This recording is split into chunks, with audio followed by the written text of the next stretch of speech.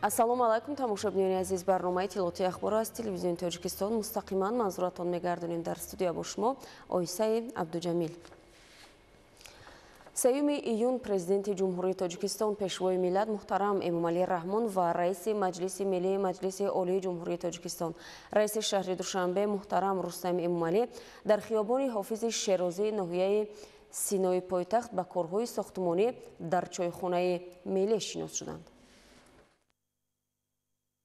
3 июн президенти ҷумҳурии Тоҷикистон, пешвои миллат муҳтарам Эмомалӣ Раҳмон ва раиси Маҷлиси миллии Маҷлиси олии ҷумҳурии Тоҷикистон, раиси шаҳри Душанбе муҳтарам Рустами Эмомалӣ дар хиёбони Ҳофизи Шерозӣ ноҳияи Синои пойтахт бо корҳои сохтмонӣ дар чойхонаи миллӣ шинос шуданд. иттилоъ дода шуд, ки сохтмони иншоот дар ин мавзеъ соли 2024 оғоз ёфта тибқи нақша моҳи сентябри соли 2026 ба анҷом расонда мешавад. то ин вақт 80% корҳо аз ҷумла бунёди бинои асосӣ ва хобондани конструксияҳои оҳанӣ дар қисми болои иншоот ба итмом расидааст. роҳбари давлат муҳтарам Эмомалӣ Раҳмон дар ҳамин ҷо нахуст аз толори асосии бино, ки тибқи лоиҳа бо шаклу унсурҳои миллӣ ором меёбад, дидан намуданд. тибқи маълумот, чойхона сеошёна буда, аз толорҳои кушоду барҳавои гаҷкорӣ, кандакорӣ, айвони болокушодаи замонавӣ ва 5 толори дигари қабули меҳмонони хос иборат мебошад. ҳоло бо ҷалби устоҳои кордону чирадасти ватанӣ, корҳои гаҷкорӣ дар толори якум оғоз шуданд ва бо истифода аз масолеҳи сохтмонии баландсифат бояд ба анҷом расанд.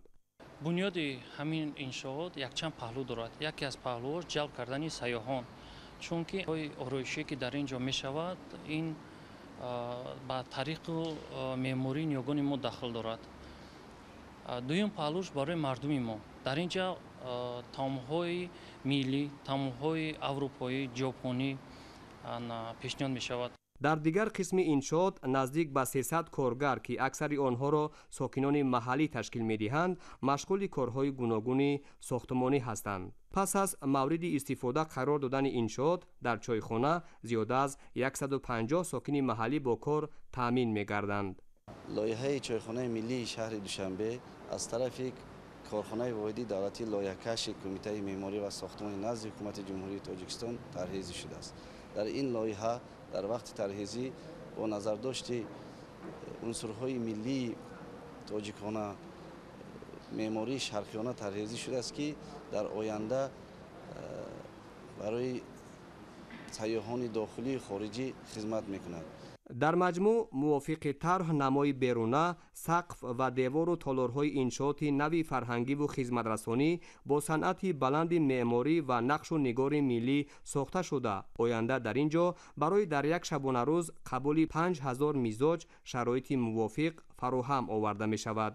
ба ҳамин монанд ҳоло дар пойтахти Тоҷикистон, шаҳри Душанбе, ба истиқболи ҷашни 35-солагии истиқлоли давлатӣ, сохтмони иншооти зиёди иҷтимоиву хизматрасонӣ вусъат дорад, ки ҳадаф аз роҳандозии ин тадбир баланд бардоштани сатҳи иҷтимоиву иқтисодии аҳолӣ, таъмини босифати хизматрасонӣ ба меҳмонону сайёҳон ва муаррифии урфу одат ва фарҳанги қадимаи миллати тоҷик дар арсаи ҷаҳон мебошад.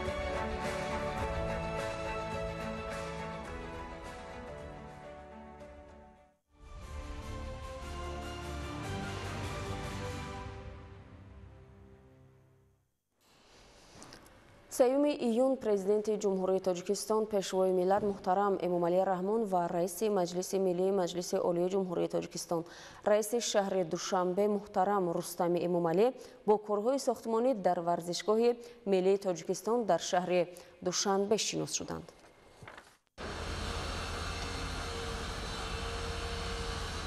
سیوم ایون پرزیدنت جمهوری تاجیکستان پیشوای ملت محترم امامعلی رحمان و رئیس مجلس ملی مجلس عالی جمهوری تاجیکستان رئیس شهر دوشنبه محترم رستم امامعلی با کارهای ساختمان در ورزشگاه ملی تاجیکستان در شهر دوشنبه شناس شدند. انشاءات محتشم ورزشی در میدان 9.5 گکتار بنیاد یافته، در آن زیاده از 30,000 جای نشست پیش بینی شده است. بنیاد کلانترین انشاءات ورزشی تاجیکستان در ادامه تدبیرها به فراهمسازی انفراستراکچور کار و خدمترسانی سطح بلند در پایتخت کشور مساعدت میکند. ساختمان ورزشگاهی کلانترین در جمهوری که عین حال با صورت تمام ادامه دارد. در عین حال در ساختمان مذکور زیاده از 75 عدد تکنیک‌های کلان حجم و خرد کار کرده ایستادند. ما ساختمانچون با شوق بلند کار کرده ایستادیم، با معاش سری وقتی تامین می‌شوند حرکت میکنیم که در وقتی معین شده ساختمان ورزشگاه رو به اتمام رسانیم. از ناحیه رشت در اینجا کار و فعالیت دارم. من راننده کرانی مناروی هستم، اما آشم را سر وقت میگیرم و خوشحالم که در این شهر کلان کار و فعالیت دارم. یادآور میشویم که 15 مارس سال 2019 پرزیدنت کشور محترم امامعلی رحمان با رئیس شهر دوشنبه محترم رستم امامعلی به ساختمان ورزشگاه در پایتخت آغاز رسمی بخشیده با لایحه بنیاد ورزشگاه محتشم شناس شده بودند. حالا در ورزشگاه ملی تاجیکستان تخت و هموارکنی، نصب کنسترکسیاهای آهنی، کشیدن ناقل‌های برق و اینترنت، خط آب و کاریزی، گرمایدهی، دستگاه‌های هوا تازه‌کنی، آرایش درون بیناها، سفالت‌پوش‌کنی و دیگر کارها جریان دارد. در دایره معرفی لایحه انشاءات و مصالح ساختمانی استفاده شونده، پیشوای ملت محترم امامعلی رحمان کارگران و متخصصان را برای باصفت و موافق به طلبات استانداردی با در نظر داشت عنصرهای ملی به اجرا رسانیدن کارهای ساختمانی وظیفه دار نمودند. در ورزشگاه 45 حجره کاری و مجلسگاه، 36 تماشاگاه سطح بلند برای مخلصان VIP، 9 نقطه طبی، 36 آشخانه و آثارخانه فوتبال تاجیک موافق به استانداردهای جهانی ساخته می شود. حالا از جانب 725 نفر متخصص و کارگر همروزه ساختمان از روی لایحه پیش برده می شود. 72 دستگاه ثبت کننده تلویزیونی نصب می گردد که برای ثبت جریان مسابقه ها پیش بینی شده است. روشنی در میدان و جایهای نشست توسط 312 چراغ مخصوص تأمین می گردد. ما مینت داریم که از طرف پیشوای ملت نسبت کارگران دستگیری هست. ما جوانان حرکت میکنیم که کارهای ساختمانی با موفقیت انجام بدهند. یگان کمبودی نیست در ساختمان.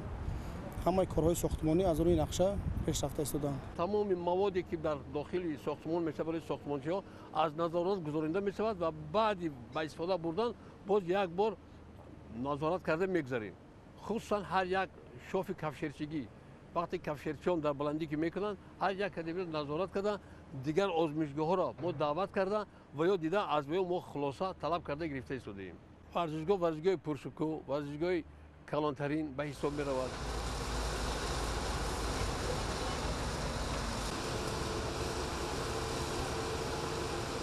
بنیاد انشاءات کلان ورزشی در شهر دوشنبه در ادامه بازی‌های با موفق جوانان تاجیک برای رشد این نمود ورزش در تاجیکستان و منطقه زمینه واقعی می‌گذارد. با اطراف ورزشگاه ملی تاجیکستان توسط نصب لوحه‌های آلومینی طرح زمانوی بخشیده می‌شود که موج‌های آب را تجسم خواهد نمود. در اطراف ورزشگاه بنیاد فواره‌های زمانوی پیش بینی شده است. همزمان از بالای دریای ورزاب و بلوچاب برای رفت و آمد هواداران فوتبال 2 پل مطابق بر طلبات لایحه‌ای ساخته شده. این مکان به شهرک معاصر ورزشی تبدیل داده می شود. در مجموع بنیاد ورزشگاه ملی تاجیکستان در اساس لایحه موافق به طلبات فدراسیون بین‌المللی فوتبال جریان داشته، در آن برای گذراندن مسابقه‌های بین‌المللی شرایط فراهم می‌گردد. فوتبال محبوب ترین نمود ورزش در جهان است. در اساس پیشنهاد پرزیدنت کنفدراسیون فوتبال آسیای مرکزی، پرزیدنت فدراسیون فوتبال تاجیکستان محترم رستم امامعلی و قبول قطعنامه سازمان ملل متحد همسال 25 می در سراسر عالم همچون روز بین‌المللی فوتبال تجلیل کرده می شود. роҳбари давлат муҳтарам эмомалӣ раҳмон бо ёдоварӣ аз дастовардҳои федератсияи футболи тоҷикистон фароҳамшавии имкониятро барои ташаккули ин намуди варзиш, мизбонии мусобиқаҳои ҷаҳонӣ ва тарғиби тарзи ҳаёти солим муҳиму саривақтӣ арзёбӣ намуданд.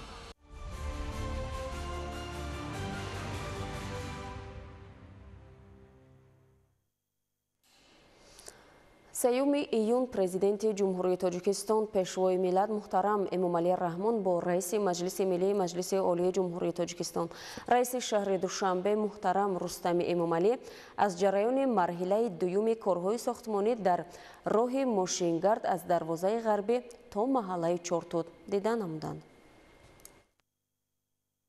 سیوم ایون پرزیدنت جمهوری تاجیکستان پیشوای ملت محترم امامعلی رحمان با رئیس مجلس ملی مجلس عالی جمهوری تاجیکستان رئیس شهر دوشنبه محترم رستم امامعلی از جریان مرحله دوم کارهای ساختمانی در راه ماشینگرد از دروازه غربی تا محله چارتوت دیدن نمودند. ضمن шиносоӣ бо лоиҳаи роҳи мазкур ба сарвари давлат муҳтарам эмомалӣ раҳмон иттилоъ доданд ки корҳои сохтмонӣ дар роҳи мошингар аз дарвозаи ғарбӣ то маҳаллаи чортут соли 2024 оғоз гардида буд. паҳноии ин роҳ 50 метрро ташкил дода аз 8 хати ҳаракат дар ду самт иборат аст. пиёдароҳҳо як пул дар болои канали ҳисор бо дарозии 37,5 метр, гузаргоҳ аз болои роҳи оҳан бо дарозии 175 метр, ду гардиши нақлиётӣ ва шинонидани дарахту бутаҳои ороишию сояафкан дар ду тараф унсурҳои асосии роҳро ташкил медиҳанд. шумораи муҳандисону коргарон зиёда аз 200 нафарро ташкил дода онҳо бо истифода аз 44 техника ва механизмҳои пуриқтидори роҳсозӣ барои босифат ва тибқи нақша сохта ба истифода додани роҳ ба таври шабонарӯзӣ фаъолият карда истоданд.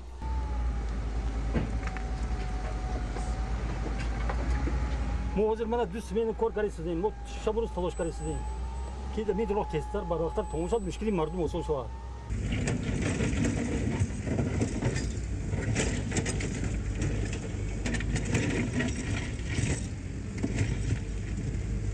роҳи мошингард аз дарвозаи ғарбӣ то маҳаллаи чортут қисмате аз роҳи ҳалқавии атрофи пойтахт буда барои кам кардани шумораи зиёди воситаҳои нақлиёт дар роҳҳои асосӣ ва пешгирии танбашавии нақлиёт дар шаҳр пешбинӣ шудааст. роҳи автомобилгарди мазкур роҳи давродар буда баъди пурра сохта ба истифода додани ин роҳи автомобилгард сарбории ҳаракати воситаҳои нақлиёт дар дохили шаҳри душанбе кам карда шуда воситаҳои нақлиёте ки аз самти ноҳияҳои тобеи марказ барои ҳаракат намудан ба самти вилояти хатлон вилояти мухтори кӯҳистони бадахшон метавонанд ба дохили шаҳри душанбе ворид нагарда аз роҳи давродар истифода баранд. баъди ба истифода додани ин қитъаи роҳ мошинҳое ки аз водии ҳисор ба самти шарқу ҷануб мераванд дигар аз роҳҳои дарунии пойтахт намегузаранд. тавре ба пешвои миллат муҳтарам эмомалӣ раҳмон иттилоъ доданд дар идомаи лоиҳаи роҳи мошингард аз дарвозаи ғарбӣ то маҳаллаи чортут бунёди корҳои сохтумонии роҳи дусатҳа низ бо дарозии 67,3 метр ки аз 4 хати ҳаракат дар ду самт иборат мебошад бо маром ҷараён дорад. масофаи умумии роҳи мошингар аз дарвозаи ғарбӣ то маҳаллаи чортут дар маҷмӯъ 9,2 километрро ташкил дода ҷавобгӯи стандартҳои байналмилалӣ мебошад. марҳилаи якуми роҳ соли 2023 дар масофаи 5 километр ба истифода дода шуда марҳилаи дуюм ва сеюми он ки 4,2 километрро ташкил медиҳад тибқи нақша бояд то соли 2027 мавриди баҳрабардорӣ қарор дода шавад. айни замон корҳои сохтмонӣ ба суръати баланд рафта истодааст. дар сохтмон зиёда аз 200 коргар кор карда корҳои сохтмонӣ дар ду баст монда шудааст. лӯлаҳои оҳану бетонӣ ва новаҳои оҳану бетонӣ ки сифати баланд доранд мо аз корхонаи худ истифода мекунем. сохтмони мазкур аввали 2024 сар шуда то охири 2027 ба анҷом расид, аммо мо ба нақша гирифтем ки то охирои 2025 ёки июни 2026 сохтмонро ба анҷом расонем. дар маҷмӯъ дар масири ҳалқавии бунёдшаванда ки дарозияш 18 километр аст ва дарвозаи ғарбии пойтахтро бо дарвозаи ҷанубии он бе даромадан ба дохили шаҳр мепайвандад, ду пули мошингузар ва як эстакадаи бисёр сатҳа низ бо меъёрҳои ҷаҳонӣ сохта мешавад. сарвари давлат муҳтарам Эмомалӣ Раҳмон барои истифодаи самаранок аз имконияту шароитҳои мавҷуда, тезонидани корҳои сохтумонӣ ва пеш аз муҳлат мавриди баҳрабардорӣ қарор додани роҳи мазкур ба муҳандисону роҳсозон дастуру тавсияҳо доданд. ба ҳамин монанд ҳоло дар пойтахти Тоҷикистон шаҳри Душанбе ба истиқболи ҷашни 35-солагии истиқлоли давлатӣ сохтумони иншооти зиёди иҷтимоию хизматрасонӣ вусъат дорад ки ҳадаф аз роҳандозии ин тадбир баландбардоштани сатҳи иҷтимоиву иқтисодии аҳолӣ, таъмини босифати хизматрасонӣ ба меҳмонону сайёҳон ва муаррифии урфу одат ва фарҳанги қадимаи миллати тоҷик дар арсаи ҷаҳон мебошад.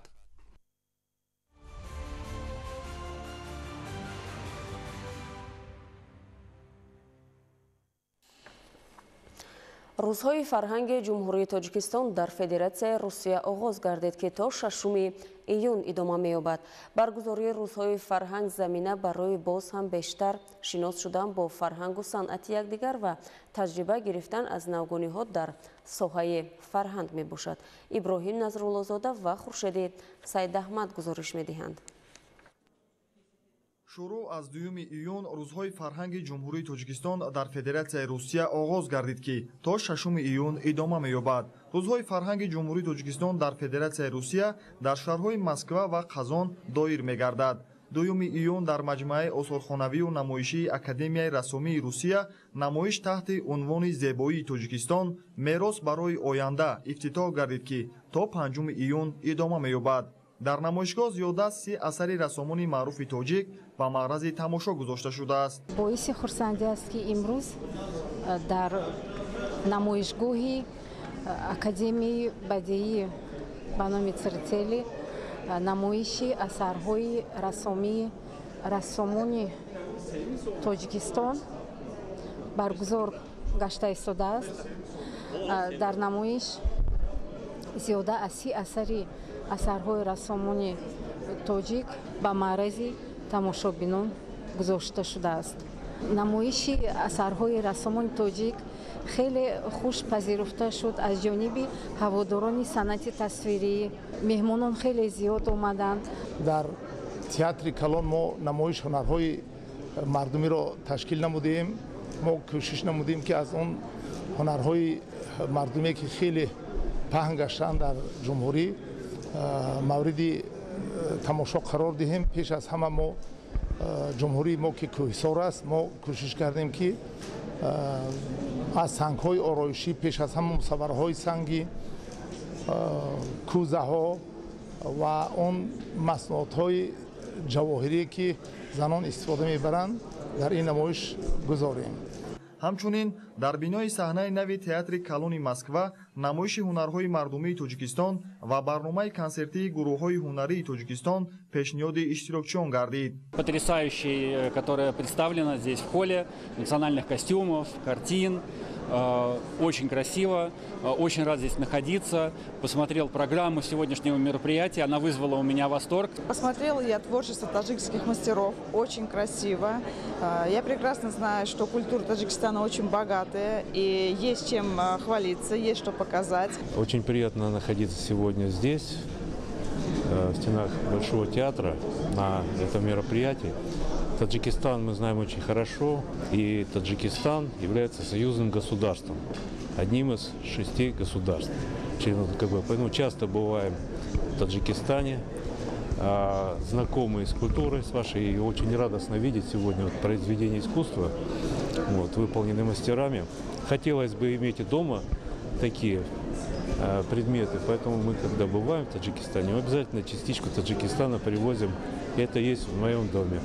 Я просто поражена красотой, и мне все очень интересно. Но очень радостно, что народ Таджикистана приезжает к нам, показывает свою культуру и свои изделия. Зимни баргузории чорабинӣ масъулини Вазорати фарҳанги ҷумҳурии Тоҷикистон иброз намуданд ки баргузории рӯзҳои фарҳанги ҷумҳурии Тоҷикистон дар Федератсияи Русия замина барои боз ҳам бештар шинос шудан бо фарҳангу санъати якдигар ва таҷриба гирифтан аз навгониҳо дар соҳаи фарҳанг мебошад. дар барномаи фарҳангӣ ҳунармандони тоҷик оҳангу сурудҳои миллӣ аз қабили шашмақому фалак ва сурудҳои халқиро иҷро намуданд.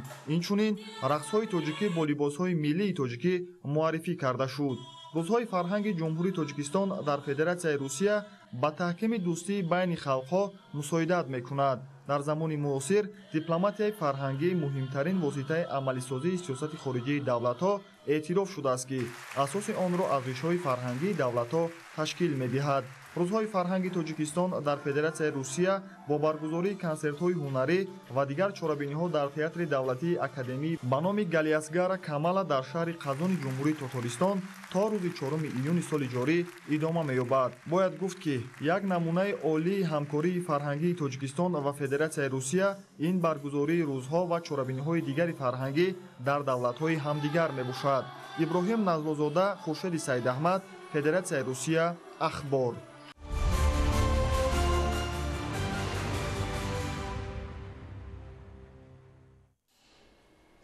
кишоварзони ноҳияи Кушониён вобаста ба шароиту имкониятҳои мавҷуда баҳри афзун намудани истеҳсоли маҳсулоти кишоварзӣ ҳар қитъа заминро самараноку оқилона истифода бурда аз як замин то 2-3 ҳосил ба даст меоранд. ҳоло хоҷагидорони ноҳия ба ҷамъоварии пиёзи барвақтӣ машғул буда маҳсули дастранҷи хешро дар баробари ворид намудани бозорҳои дохилӣ ба хориҷи кишвар низ содирот намуда истоданд. гузориши Маҳмадраҷаб Абдуллозода ва Давлати Файзулло. ноҳияи Кушониён дар миқёси вилояти Хатлон яке аз ноҳияҳои аграрӣ ба ҳисоб рафта, сокинони он дар рушди тамоми бахшҳои хоҷагии халқ ва беҳбуд бахшидан дар самти таъмини бозори истеъмолӣ дар соҳаи кишоварзӣ нақши калидӣ доранд. дар даврони соҳибистиқлолии мамлакат соҳаи кишоварзӣ дар ин ноҳияи аграрӣ ба маротиб рушд ёфта, хоҷагидорон вобаста ба шароиту имкониятҳои мавҷуда баҳри афзун намудани истеҳсоли маҳсулоти кишоварзӣ ҳар як қитъа заминро самараноку оқилона истифода бурда аз як замин то 2-3 ҳосил ба даст меоранд. дар ноҳия тибқи дурнамо имсол дар майдони 310 гектар кишти пиёзи барвақтӣ кишт гардида буд, ки айни ҳол ҷамъоварияш бо мароми хос идома дорад. хоҷагии деҳқонии Бегиҷон, ки дар вилояти Хатлон асосан ба кишту парвариши пиёз машғул мебошад, дар ҷамоати деҳоти меҳнатободи ноҳияи Кушониён дар масоҳати наздик ба 4 гектар кишти пиёзро ба роҳ монда буд, ки айни ҳол ҷамъоварии ҳосил идома дорад. ноҳияи Кушониён дар миқёси вилояти Хатлон ҳамчун ноҳияи аграрӣ ба ҳисоб меравад. сокинони ноҳияи Кушониён хоҷагидорон ба парвариш ва истеҳсоли маҳсулотҳои кишоварзӣ асосан машғул мебошанд ва чӣ хеле ки шумо дида истодаед дар ҷамоати деҳоти меҳнатобод дар хоҷагии деҳқонии Бегиҷон саҳмдорони он ба ҷамъоварии пиёзи барвақтӣ оғоз намудаанд. дар ноҳияи Кушониён дар майдони 310 гектар кишти пиёзи барвақтӣ гузаронида шудааст. роҳбари хоҷагӣ тасмим гирифтааст, ки пиёзи истеҳсол намудаашро ба хориҷи кишвар содирот намояд. тибқи маълумоти масъулин ҳосили имсола аз соли гузашта дида фаровонтар ба назар мерасад. масъулин тасмим гирифтанд, ки маҳсули дастранҷи худро дар баробари ворид намудани бозорҳои дохилӣ ҳамзамон ба хориҷи кишвар содирот намоянд. тибқи иттилоъ кишоварзони ноҳия бо истифода аз шароити имконоти мавҷуда ба хотири ҳифзи амнияти озуқавории кишвар таъмин намудани бозорҳои дохилӣ ва зиёд кардани содироти маҳсулот беш аз ҳар вақти дигар саъю талош намуда истодаанд. имрӯзҳо дар баробари содироти пиёз ба хориҷи кишвар ҳамарӯза мошинҳои пурбор аз ҳудуди ноҳия бо маҳсулотҳои гуногуни кишоварзӣ ба хориҷи кишвар раҳсипор мегарданд, ки ин ҳам як қадами устувор барои беҳтар намудани вазъи иқтисодии деҳқонон ва талаф наёфтани маҳсулоти онҳо ба шумор меравад. Маҳмадраҷаб Абдуллозода, Давлати Файзулло, ноҳияи Кушониён, барои барномаи ахбор.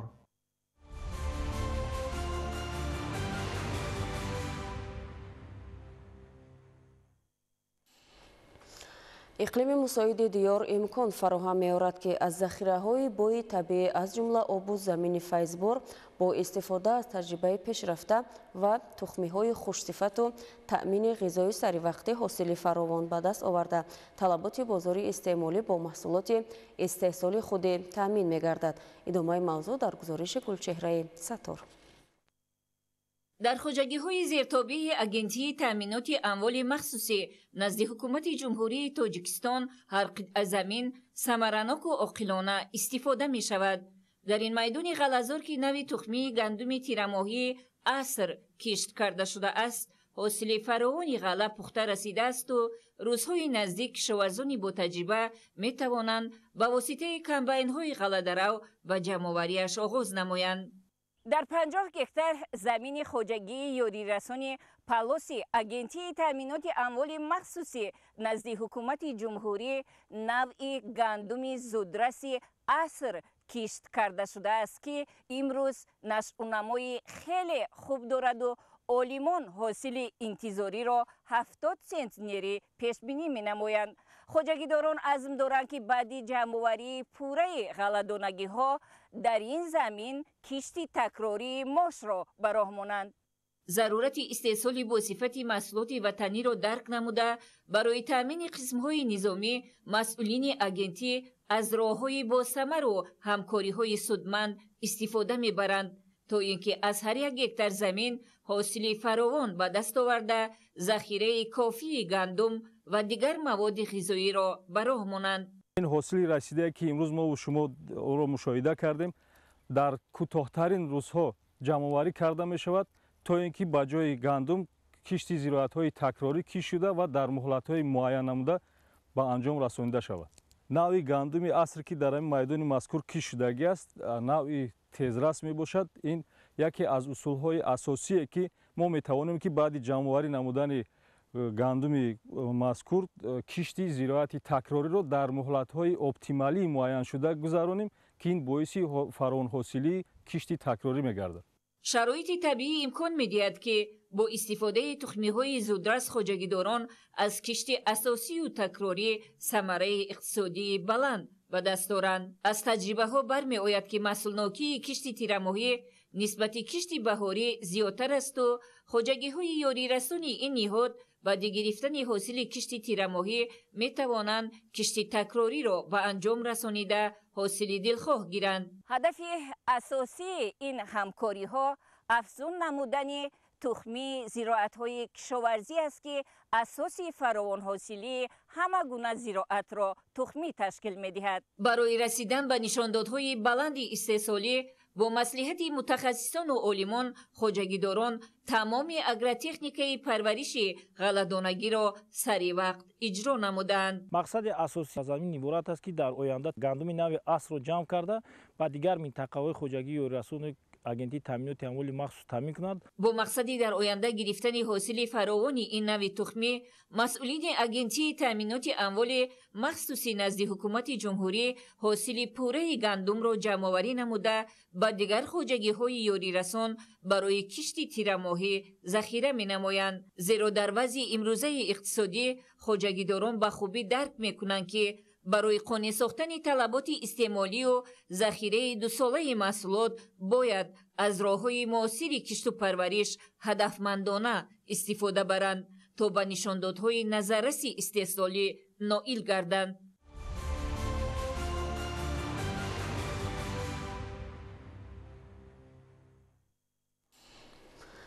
پژوهشگاه علمی تحقیقاتی بیوتکنولوژی در نزد دانشگاه اگراری تاجیکستان از سال 1990 تأسیس داده شده است. سالهای آخر در این پژوهشگاه تحقیقات عاید به بیوتکنولوژی‌های درختان میوه‌دهنده و آرایشی با اصول نو و معاصر به راه مانده شده است. معلومات بیشتر در گزارش همکارانمان. پژوهشگاه علمی تحقیقاتی بیوتکنولوژی در نزد دانشگاه اگراری تاجیکستان از سال 1990 تأسیس داده شده است.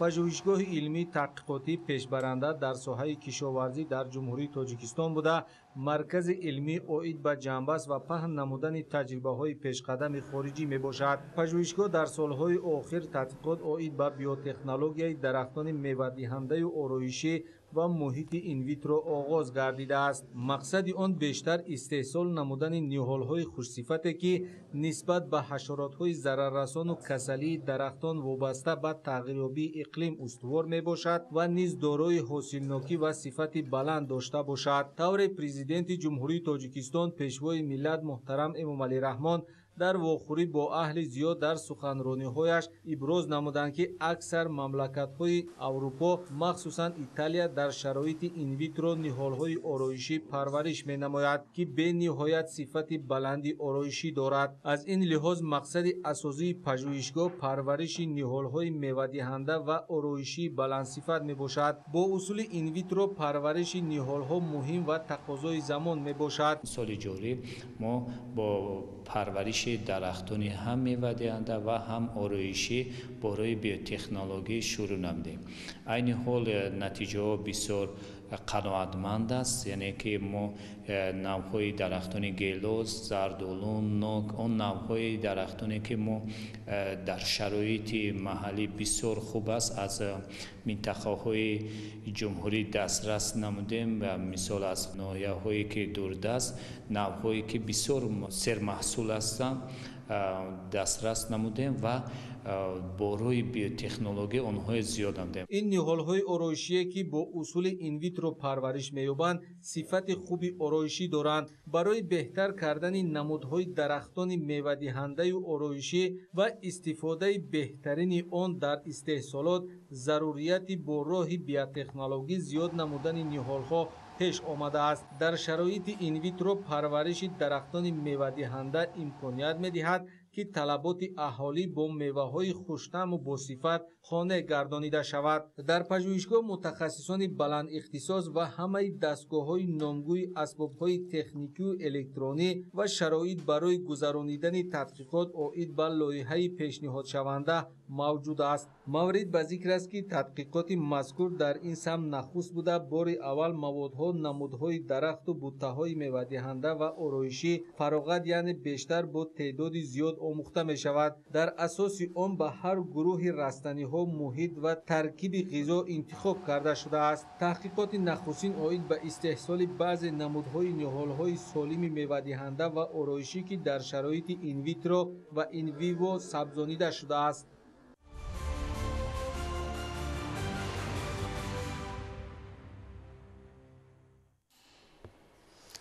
тамошобинони азиз, ин буд он ҳама хабару гузоришҳое ки то ин соат ба дасти мо расиданд. мустақиман манзуратон гардонидем. хайр, саломат бошед.